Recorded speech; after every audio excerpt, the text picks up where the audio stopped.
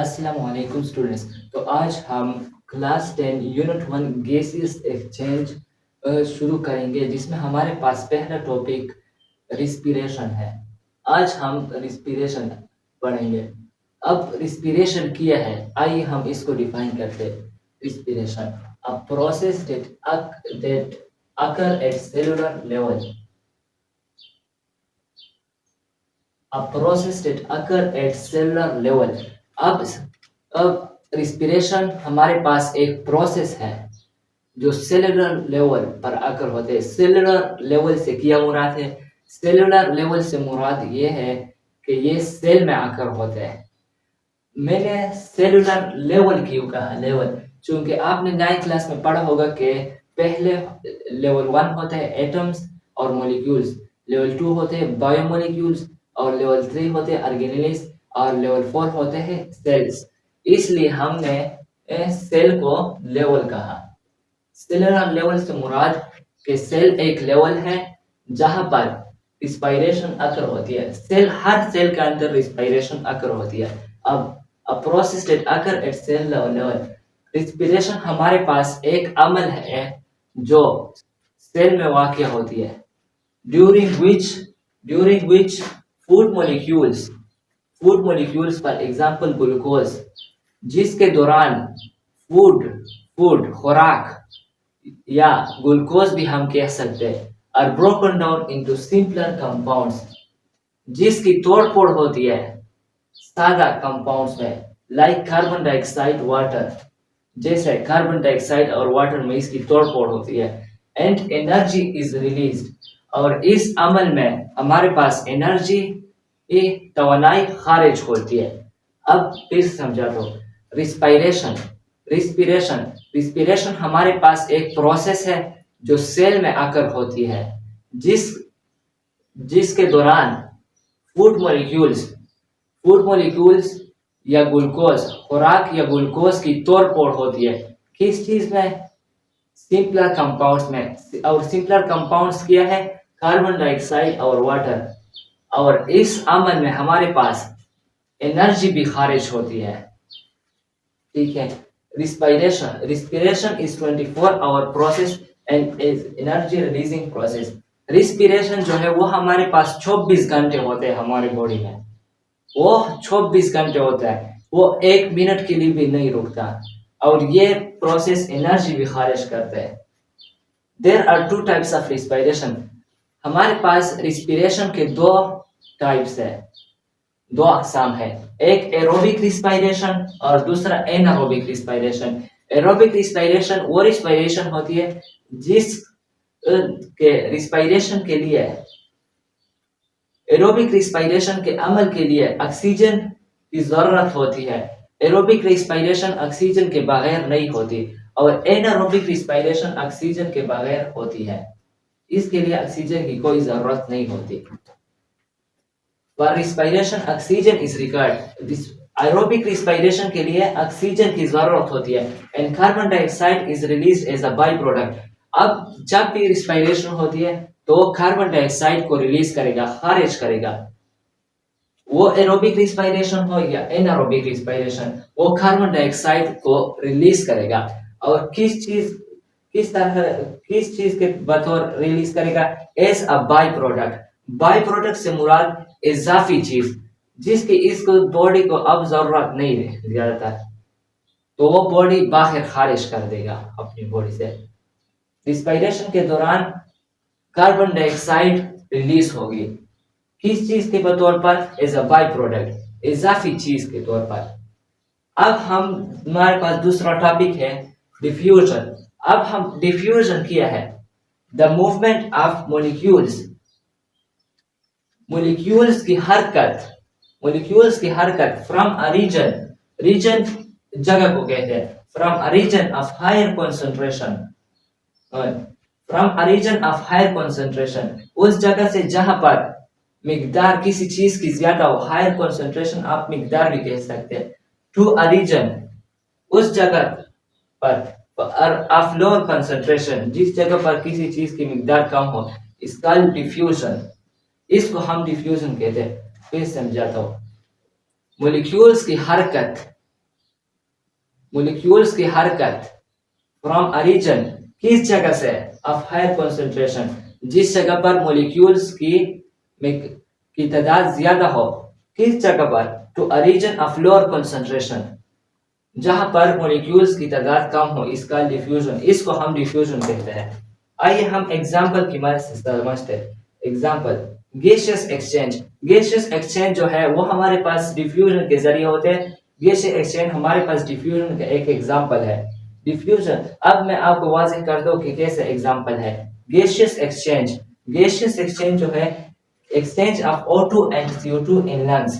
Gaseous exchange में हमारे पास exchange होती है, तबादला होते हैं, किस चीज का, ऑक्सीजन का और कार्बन डाइऑक्साइड का लंग्स में। O2 diffuses from air in lungs higher concentration into blood lower concentration। Oxygen जो है डिफ्यूज का मतलब दाखिल हो जाता है, फ्रॉम एयर, ये दाखिल हो जाता है हवा से, इन्वायरमेंट से, किस चीज में, हमारे लंग्स में। मैं जब सांस लेता हूं तो मेरे अंदर तो एयर, तो ऑक्सीजन मेरे अंदर डिफ्यूज होती है, दाखिल हो जाती है मेरे लंग्स में। मेरे लंग्स में ऑक्सीजन दाखिल हो जाती है और मेरे लंग्स में अब ऑक्सीजन की लेवल हाई है। अब मेरे ब्लड को जरूरत है ऑक्सीजन की, और वहां पर क्यों जरूरत है, क्योंकि वहां पर ऑक्सीजन कम है। तो हमने पढ़ा डिफ्यूजन में, the movement of molecules from a region of high concentration to a region of lower concentration is called diffusion. अब चूंकि ऑक्सीजन मेरे लंग्स में ज्यादा है, हाई कंसंट्रेशन है, अब मेरे ब्लड में लोअर कंसंट्रेशन है, अब ये कहा जाएगी डिफ्यूजन के मुताबिक, अब ये लंग्स, ऑक्सीजन लंग्स से हाई कंसंट्रेशन से मेरे ब्लड में जाएगी लोअर कंसंट्रेशन पर। ठीक है, अब कार्बन डाइऑक्साइड की तरफ आते हैं। Carbon dioxide moves from blood higher concentration into the lungs lower concentration. Carbon dioxide जो है वो हमारे ब्लड में ज्यादा होती है, क्योंकि वहां पर रिस्पायरेशन होती है, और रिस्पायरेशन हमने पढ़ा कि क्या चीज रिलीज करती है, कार्बन डाइऑक्साइड को रिलीज करती है। अब चूंकि हमारे ब्लड में कार्बन डाइऑक्साइड की लेवल ज्यादा है, अब हम इसको, और हमारे लंग्स में लोअर है कंसंट्रेशन, तो अब हम इसको किस जगह पर पंप करेंगे, अपने लंग्स को। ये किस तरह पंप होगी, डिफ्यूजन के मुताबिक हमारे ब्लड में जब हायर कंसंट्रेशन होगी कार्बन डाइऑक्साइड की, तो ये कहाँ जाएगी, जहां पर लोअर कंसंट्रेशन हो, और लोअर कंसंट्रेशन कहां पर है, हमारे लंग्स में। उम्मीद है आप समझ गए होंगे। अब हम पढ़ेंगे गैसियस एक्सचेंज। गैसियस एक्सचेंज क्या है, आइए हम डिफाइन करते हैं। गैसियस एक्सचेंज क्या है। Gaseous exchange, the exchange of oxygen and carbon dioxide. Oxygen और कार्बन डाइऑक्साइड के एक्सचेंज। एक्सचेंज से क्या मुराद है, एक्सचेंज, एक्सचेंज से मुराद है जैसे गैसियस एक्सचेंज, मैं अब भी गैसियस एक्सचेंज कर रहा हूँ।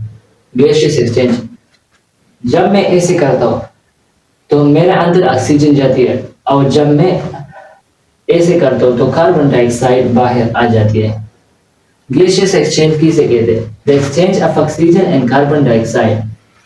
ऑक्सीजन और कार्बन डाइऑक्साइड के रद्द बदल को between an organism and it's environment. Organism जानदार और इसके माहौल के दरमियान को गैसियस एक्सचेंज कहते हैं। अब मैं समझाता हूँ आपको। जब हम सांस लेते हैं तो हमारे अंदर ऑक्सीजन जाती है, और जब हम सांस लेते हैं तो ऑक्सीजन अंदर चली जाती है, और कार्बन डाइऑक्साइड। तो थोड़ी सी मिकदार में हम ऑक्सीजन और कार्बन डाइऑक्साइड को यूज कर लेते हैं हमारे बॉडी के अंदर, और फिर हम इसको बाहर निकालते हैं, ऑक्सीजन और कार्बन डाइऑक्साइड को। ऑक्सीजन और कार्बन, और ये ऑक्सीजन और कार्बन डाइऑक्साइड जो हम सांस लेते हैं, इसमें ऑक्सीजन और कार्बन डाइऑक्साइड होती है, वो हमारे बॉडी के अंदर चली जाती है। वो हमारे बॉडी के अंदर चली जाती है, इसलिए हमने कहा बिटवीन एन ऑर्गेनिज्म। और जब हम सांस बाहर लेते हैं और हम जब ऑक्सीजन और कार्बन डाइऑक्साइड को बाहर लाते हैं तो ये माहौल में चली जाती है, इसको हम कहते हैं गैसियस एक्सचेंज। अब गैसियस एक्सचेंज कैसे होती है? गैसियस एक्सचेंज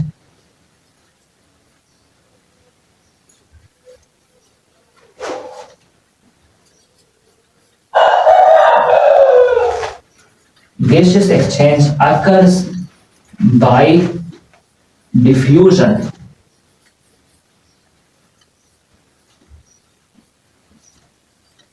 गैसियस एक्सचेंज हमारे पास किस तरीके से होती है, किस प्रोसेस से होती है, किस जरिए से होती है? गैस एक्सचेंज हमारे पास एक प्रोसेस के जरिए होती है, जिस प्रोसेस का नाम है डिफ्यूजन। अब हम पढ़ेंगे ब्रीथिंग। ब्रीथिंग अब क्या है? हमारे पास ब्रीथिंग क्या है? Breathing a physical process. Breathing हमारे पास एक फिजिकल प्रोसेस है। अब फिजिकल प्रोसेस क्या है? फिजिकल प्रोसेस वो प्रोसेस होती है जिसमें जिसमें फॉर्म में चेंज आते हैं। फॉर्म में चेंज कैसे आते हैं? फॉर एग्जांपल अमाउंट चेंज हो जाता है, उसका शेप चेंज हो जाता है। और केमिकल प्रोसेस क्या होते हैं जिसमें कंपोजिशन में चेंज आकर आती है, बनावट में चेंज आकर होती है। और फिजिकल प्रोसेस वो प्रोसेस होता है जिसमें फॉर्म में चेंज आते हैं, जैसे अमाउंट में चेंज आती है या साइज में चेंज आ जाते हैं। अब breathing a physical process in which animals. Breathing हमारे पास एक फिजिकल प्रोसेस है जो एनिमल्स में होती है। Move in which animals move air into and out of the body. Breathing हमारे पास एक फिजिकल प्रोसेस है जो एनिमल्स में होती है, जिसमें एनिमल्स हवा को अंदर और बाहर करते अपने जिस्म से। इसको हम ब्रीथिंग कहते हैं। ब्रीथिंग को हम उर्दू में सांस लेना भी कहते हैं, ब्रीथिंग। अब इसका पर्पस क्या है? अब ब्रीथिंग का पर्पस क्या है? पर्पस से मुराद मकसद। हम ब्रीथिंग क्यों करते हैं? हम ब्रीथिंग इसलिए करते हैं ताकि हम ऑक्सीजन को अंदर लें और अपने जिस्म से कार्बन डाइऑक्साइड को बाहर करें। ऑक्सीजन को अंदर लें और कार्बन डाइऑक्साइड को अपने जिस्म से बाहर करें। ब्रीथिंग टू स्टेप्स में होती है। ब्रीथिंग टू स्टेप्स में होती है। पहले स्टेप पे हम ऑक्सीजन को अंदर लेते हैं। ऑक्सीजन को अंदर लेते हैं और ऑक्सीजन के अंदर लेने को हम इंस्पायरेशन कहते हैं। इंस्पायरेशन।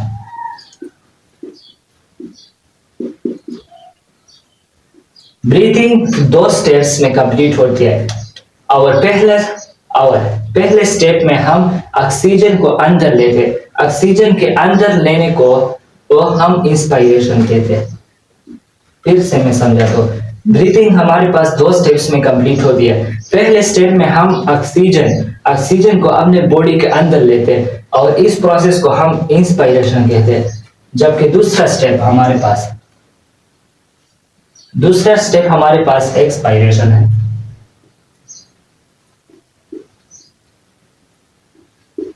एक्सपायरेशन। दूसरे स्टेप में हम क्या करते हैं? दूसरे स्टेप में हम हवा को बाहर अपने जिस्म से बाहर करते हैं और इसको हम एक्सपायरेशन कहते हैं। ब्रीथिंग के दो स्टेप्स है, जिसमें दूसरा स्टेप यह है कि हम हवा को बाहर करते अपने बॉडी से, और इस स्टेप को हम एक्सपायरेशन कहते हैं। अब हम इसको एक्सपायरेशन कहते हैं। अब हम O2 कैसे लेते हैं? हम कहाँ से लेते हैं? और जब हम लेते हैं तो अपने बॉडी में ये पहले कहाँ जाती है, किधर जाती है और फिर किधर जाती है? आइए मैं आपको डायग्राम के साथ समझाता हूँ। पहले मैं O2 को, जब ये हमारे ऑक्सीजन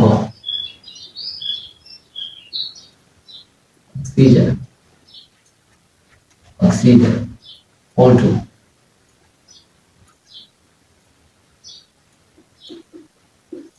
जब ये हमारे बॉडी में आती है तो ये कहाँ से आती है? ऑक्सीजन। ऑक्सीजन पहले पहले जब हमारे बॉडी में आती है तो वो एयर से, इन्वायरमेंट से आती है। इन्वायरमेंट, हाँ, ये देखो, इन्वायरमेंट।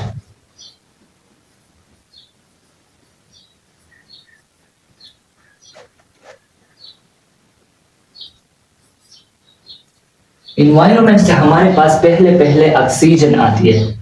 फिर जब इन्वायरमेंट से ये आती है हमारे मुंह के अंदर, हमारे मुंह के अंदर जब ये आती है तो ये फिर हमारे लंग्स में चली जाती है। Number 2, lungs.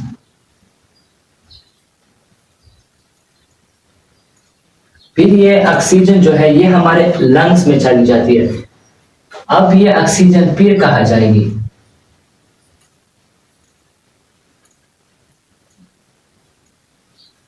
अब ये ऑक्सीजन फिर हमारे ब्लड में जाएगी।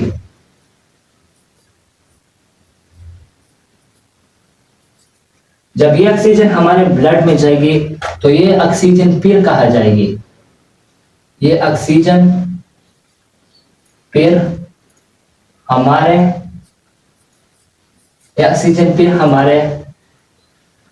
टिश्यू में जाएगी, टिश्यू। जब ये ऑक्सीजन हमारे टिश्यू में आ गए तो अब ये ऑक्सीजन फिर कहाँ जाएगी? अब ये ऑक्सीजन हमारे सेल में आएगी। अब हमने पढ़ा था कि रिस्पायरेशन कहाँ पर होती है? रिस्पायरेशन सेल में होती है। और ये ब्रीथिंग हम क्यों करते हैं? ताकि ऑक्सीजन ले। और रिस्पायरेशन के लिए हमें क्या चाहिए? एरोबिक रिस्पायरेशन के लिए हमें क्या चाहिए? हमें ऑक्सीजन चाहिए। अब ये ऑक्सीजन सेल में यूज होता है।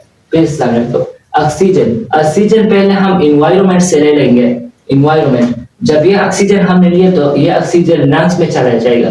अब ये ऑक्सीजन कहाँ जाएगा? लंग्स से ब्लड में चला जाएगा। अब ये ऑक्सीजन फिर कहाँ जाएगा? टिश्यू में। अब ये ऑक्सीजन फिर हमारे सेल में, जहाँ सेल में रिस्पायरेशन होती है, और ये ऑक्सीजन वहां पर यूज होगा। ठीक है, अब मैं आपको कार्बन डाइऑक्साइड समझाता हूँ कि ब्रीथिंग में कार्बन डाइऑक्साइड कहाँ पर आती है। कार्बन डाइऑक्साइड,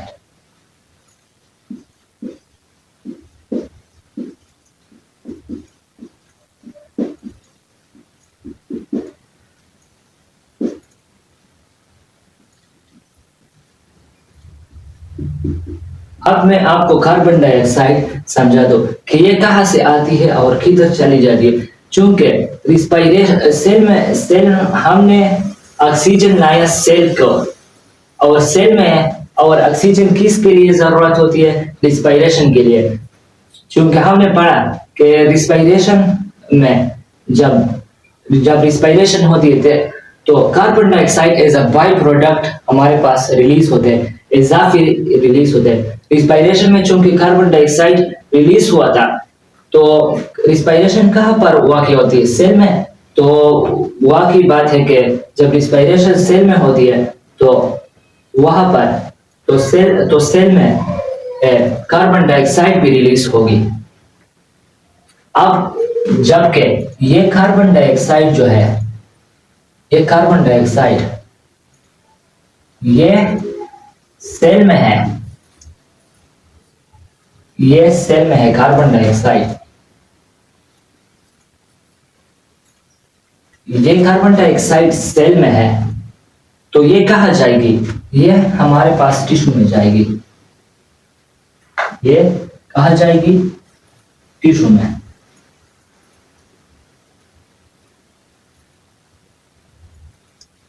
अब ये CO2 कहाँ जाएगी? टिश्यू से कहाँ जाएगी? अब ये CO2 टिश्यू से हमारे ब्लड में आएगी, हमारे ब्लड में आएगी।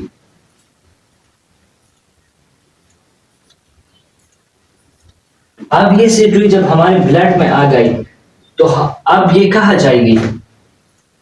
तो अब ये हमारे लंग्स में जाएगी, लंग्स।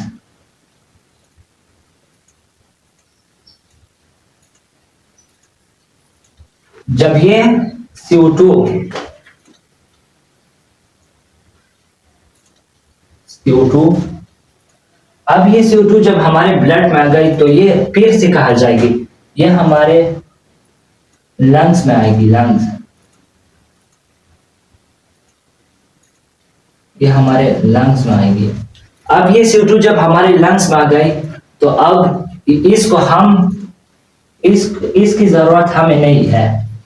CO2 की हमें जरूरत नहीं, जितनी जरूरत थी हम इजाफी CO2 को बाहर ले आएंगे। अब हम इसको कहा, अब ये 5वें नंबर पर कहा जाएगी, अब हम इसको अपने मुंह से इन्वायरमेंट में रिलीज कर देंगे, इन्वायरमेंट।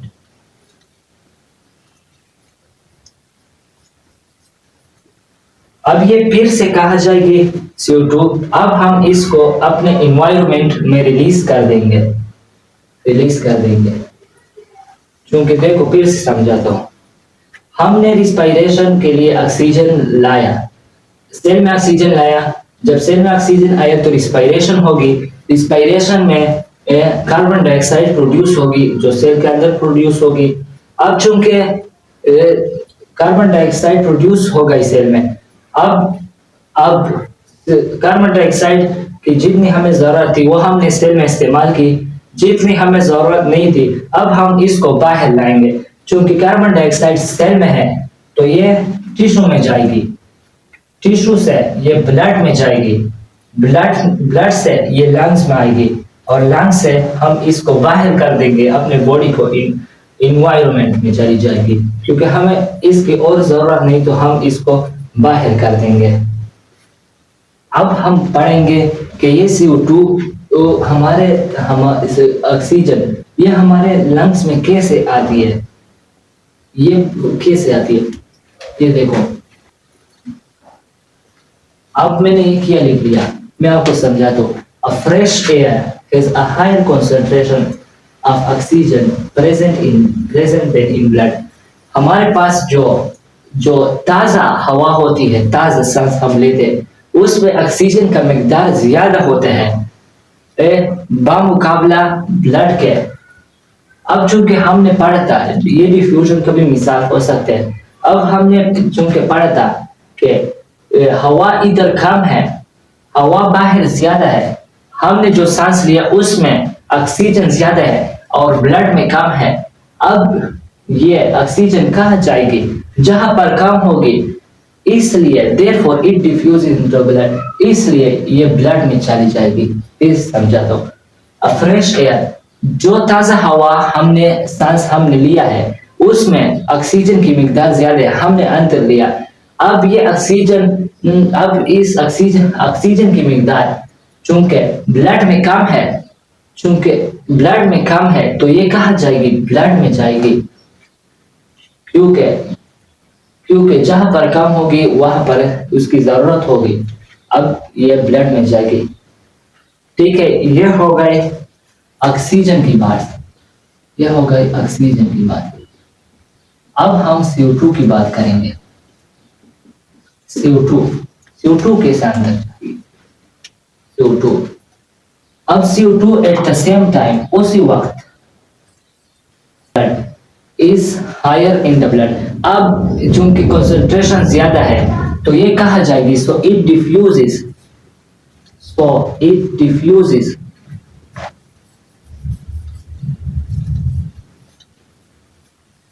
अब ये कहा डिफ्यूज होगी, into the lungs,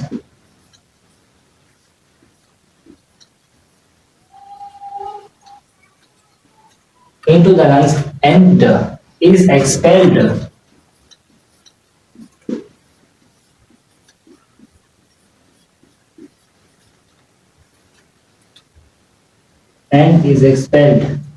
by the process of breathing।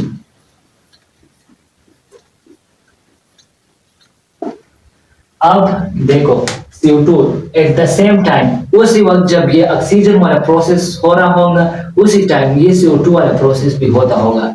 At the same time उसी वक्त the concentration of carbon dioxide is higher in the blood. मिकदार, कार्बन डाइऑक्साइड की मिकदार, कंसंट्रेशन को आप मिकदार भी कह सकते हैं, अमाउंट। मिकदार, कार्बन डाइऑक्साइड की मिकदार जो है वो ज्यादा होती है ब्लड में। जब ऑक्सीजन की मिकदार कम होती है ब्लड में तो कार्बन डाइऑक्साइड की मिकदार ज्यादा होती है ब्लड में। So it diffuses into the lungs and is expelled by the process of breathing. तो अब चूंकि मिकदार ज्यादा है तो हम इसको बाहर करेंगे, चूंकि जहां पर कार्बन डाइऑक्साइड कम होगी वहां पर ये जाएगी, डिफ्यूजन होगी, क्योंकि डिफ्यूजन वो प्रोसेस होता है जिसमें मॉलिक्यूल्स हायर कंसंट्रेशन से लोअर कंसंट्रेशन की तरफ जाते हैं, इधर डिफ्यूजन अगर होगी। उधर ब्लड में कार्बन डाइऑक्साइड ज्यादा है तो ये लंग्स में जाएगी जहां पर कार्बन डाइऑक्साइड कम होगी, और लंग्स से फिर ये कहाँ जाएगी, ये हमारे मुंह के जरिए से कार्बन डाइऑक्साइड हम एक्सपेल करेंगे। एक्सपेल से मुराद क्या है, बाहर करना, बाहर करना। एक्सपेल से मुराद बाहर करना है, बाहर करना। अब हम इस कार्बन डाइऑक्साइड को बाहर करेंगे, बाहर करेंगे। अब ये सारा अमल किसके जरिए हुआ, ये सारा अमल ब्रीथिंग के जरिए हुआ, ब्रीथिंग, ये सारा अमल ब्रीथिंग के जरिए हुआ। अब हम relationship between respiration, gases exchange and breathing पढ़ेंगे। मैंने पहले से लिख लिया ताकि आपको अब समझने में आसानी हो। अब रिलेशनशिप बिटवीन रिस्पायरेशन, रिलेशनशिप किसको कहते हैं, ताल्लुक। इसका रिलेशनशिप ताल्लुक रिस्पायरेशन, गैस एक्सचेंज, ब्रीथिंग के दरमियान क्या ताल्लुक है, इसका आपस में क्या ताल्लुक है। ये देखो, पहले हम रिस्पायरेशन से शुरू करते हैं। रिस्पायरेशन, पहले हम ऑक्सीजन को देखते हैं। Oxygen is used to oxidise food, oxygen is used to oxidise food. अब ऑक्सीजन रिस्पायरेशन में मैंने कहा रिस्पायरेशन में ऑक्सीजन किसके लिए इस्तेमाल होता है, ऑक्सीडाइज फूड, फूड ऑक्सीडाइजिंग के लिए, फूड को ऑक्सीडाइज के लिए इस्तेमाल होता है। ऑक्सीडाइज किसको कहते हैं, फूड खुराक की तोड़ फोड़, ऑक्सीडाइज तोड़ फोड़, तोड़ फोड़ को ऑक्सीडाइज कहते हैं। फूड के ऑक्सीडाइजेशन के लिए क्या चीज इस्तेमाल होती है, ऑक्सीजन रिस्पायरेशन में। अब गैसेस एक्सचेंज के जरिए ये ऑक्सीजन आती है, ऑक्सीजन ये कहाँ से आती है, एयर में आती है, एयर में। अब जब ये गैसियस एक्सचेंज के जरिए ये ऑक्सीजन आती है तो ये कहाँ फिर चली जाती है, ये लंग्स में चली जाती है, ये लंग्स में चली जाती है। ठीक है, हमने अब ये ताल्लुक ऑक्सीजन का ताल्लुक तीनों में वाज़ेह कर दिया। अब हम कार्बन डाइऑक्साइड की तरफ आएंगे। कार्बन डाइऑक्साइड, रिस्पिरेशन, रिस्पिरेशन पहले रिस्पिरेशन में कार्बन डाइऑक्साइड प्रोड्यूस होता है, पैदा होता है। कार्बन डाइऑक्साइड रिस्पिरेशन में पैदा होता है। अब गैस एक्सचेंज के जरिए ये गैसियस एक्सचेंज के जरिए ये कार्बन डाइऑक्साइड रिलीज होता है हमारे एयर में, कार्बन डाइऑक्साइड रिलीज होता है एयर में। अब ये एयर अब ये कार्बन डाइऑक्साइड जो इजाफी होता है ये हमारे लंग्स में चले जाती है, फिर ये एयर में रिलीज होती है। इसका सीक्वेंस थोड़ा सा खराब है, इसलिए आपको थोड़ी सी मुश्किल होगी समझ में। इंशाअल्लाह मैं उम्मीद रखता हूँ कि आपने मेरे ये वीडियो देखकर आपको ये सारे टॉपिक्स की समझ आ गई होगी। मैं आपसे रिक्वेस्ट करता हूँ कि आप मेरे चैनल को सब्सक्राइब करें, बेल नोटिफिकेशन दबाएं ताकि हर आने वाली नई वीडियो की बेल नोटिफिकेशन आपको बर वक्त मिल सके। ये मेरे वीडियोस बहुत डिटेल में होती है, आप इसको देखें ताकि आपको पूरी डिटेल मालूम हो। शुक्रिया वास्ता।